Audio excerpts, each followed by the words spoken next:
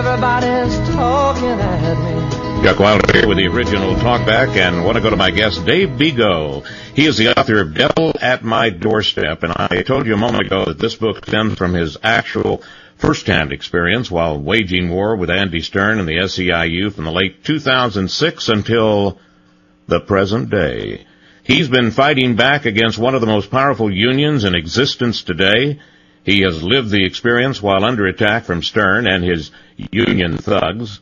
And David had the courage to stand up for what he believes in, protecting his employees at all costs against loss of their freedom to vote in secret ballot elections with no threat of repercussion from any of those who may disagree with their choice as to whether unionization is proper. And despite damage to his reputation, he has managed thus far to survive the SEIU onslaught and emerge with integrity intact. And Dave, welcome back to the show. How are you doing? I'm doing great, Chuck. Thanks for having me back on today. Well, I'll tell you, these guys do not give up, and right off the bat, I have two off the bats, if you don't mind, Dave. That's fine. One is a story just released today from the Wall Street Journal. Chris Mayer, Service Employees International Union, is now planning a major campaign to recruit members and counter political pressure. And basically, it is a fight for fair economy. That's what they're calling it, isn't it? They love to use that word fair and low cost and affordable.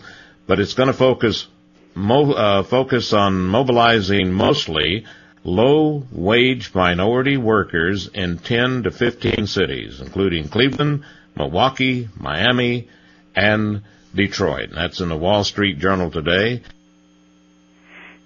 Well, Chris, I haven't seen Chris's article yet, but that doesn't surprise me. In fact, it's interesting that you brought that up. That was one of the things that I was going to bring up, is that the unions today, they've gone through the manufacturing sector, basically ruined it, and now they are going after what they see as easy pickings. So they're going after the service industry. You're talking about hospitals and retail and security guards and janitorial and those type of industries, because they see that as an easy group of people to intimidate and get the companies to capitulate and sign neutrality agreements and get the dues from these people, and that's what they really want. It's all about money. They thought you were one of those easy marks, too, with your company, right? Well, yeah, and that's right. And here's the sad thing about all this. It's so complicated, but it's so easy what's going on, as I try to explain all this to people. But the bottom line is, if you look around the country and you read the media and the newspapers, you don't see stories by the press or the television stations or radio stations that, geez, employers are just abusing people and taking advantage of them. You don't see that every day. The other thing is, why is this SEIU, all these union members, getting exempted from Obamacare? I mean, Obamacare is like better than a slice of bread. Well, that's right. But here's the problem. Yeah, that's a good question. The SEIU, and we know this for a fact, they have several levels of health care, okay? And some of their programs, their lower programs, don't meet Obamacare's provisions. So they had to go in and get exemptions for those because they didn't meet the new standards of Obamacare. And this is what people don't know. I mean, these are lower-level programs that are really kind of high-deductible, catastrophic type of programs.